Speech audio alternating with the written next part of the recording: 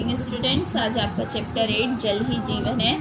इसे पढ़ाने से पहले मैं आपको एक बात बता देती हूँ बच्चों, हिंदी की एक्टिविटी आप सभी बच्चों को बनानी है और मुझे ग्रुप पर सेंड करनी है, ठीक है। तो हिंदी में एक्टिविटी में आपको क्या बनाना है, एक टॉपिक मैं बता रही हूँ, उसके ऊपर जल हमारे लिए क्यों ज़रूरी है, इसके ऊपर आपको 10 पॉइंट्स लिखने हैं, ठीक है बच्चों।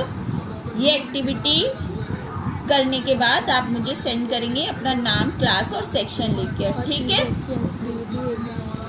और ईवीएस की एक्टिविटी भी सभी बच्चे बनाकर मुझे सेंड करेंगे। मैंने एक्टिविटी आपको ग्रुप पे भी लिख के भेजी थी और स्कूल ऐप पर भी लिख कर भेजी थी, ठीक है बच्चों।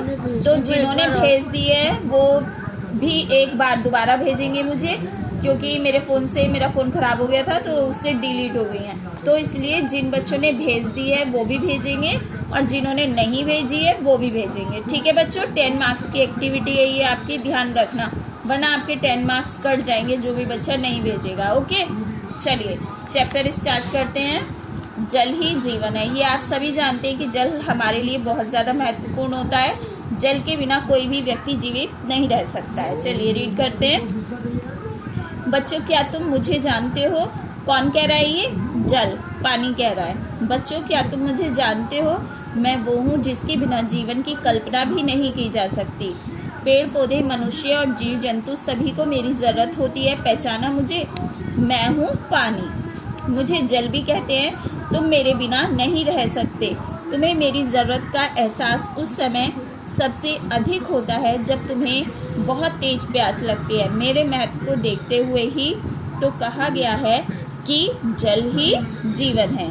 तुमने देखा होगा कि यदि मैं पेड़ पौधों को ना मिलूं तो वे उदास होकर मुरझा जाते हैं। सभी जानते हैं ना, पेड़ पौधे बिना पानी के बिल्कुल मुरझा जाते हैं। वैसे तुम्हारे भी तो मैं बहुत काम आता हूँ, जैसे पीने में, खाना बनाने में, नहाने में, कपड़े धोने में इत्यादि, है ना। तुम्हें याद है भरी गर्मी में जब तुम्हारा गला सूखता है तो ठंडे पानी का एक गिलास मिलते ही तुम्हारे चेहरे पर रौनक आ जाती है। इसलिए तुम्हारे जीवन में मेरी जगह कोई और ले ही नहीं सकता, फिर चाहे वह कोई भी और कितना भी अच्छा शीतल पे क्यों ना हो। क्यों, सही कहा ना।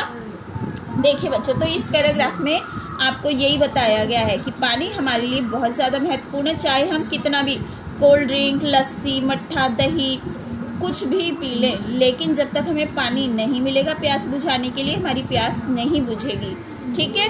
तो पानी हमारे लिए बहुत ज़रूरी है, हर काम में पानी ही यूज़ होता है ना।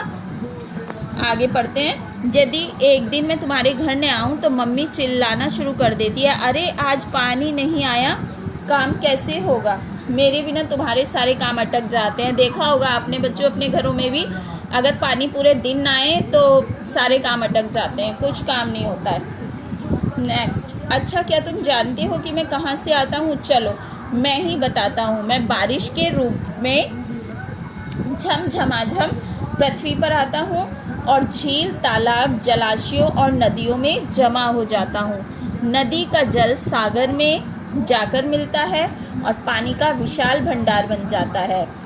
एक बात और, मैं मीठे और खारे 2 रूपों में पाया जाता हूँ, है ना।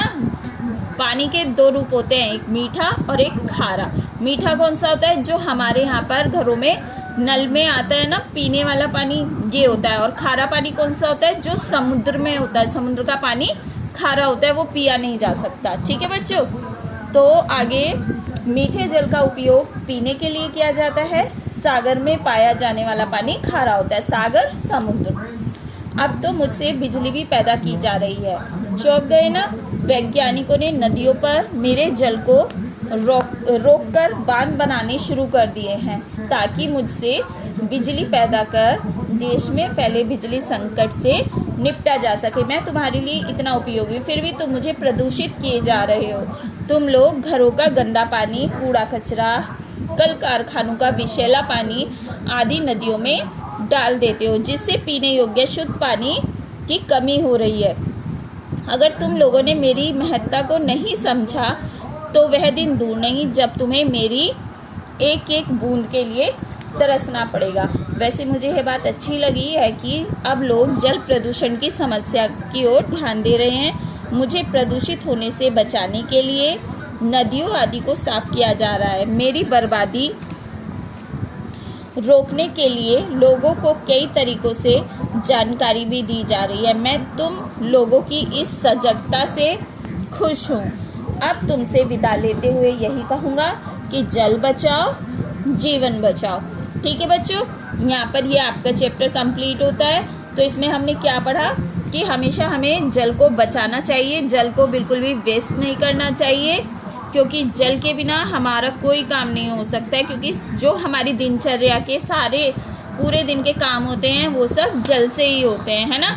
और सबसे मेन चीज़ कि हमें पीने के लिए पानी चाहिए होता है। गर्मियों में आप सबने देखा होगा ना कि पानी के बगैर हम 2 मिनट नहीं रह सकते हैं, है ना।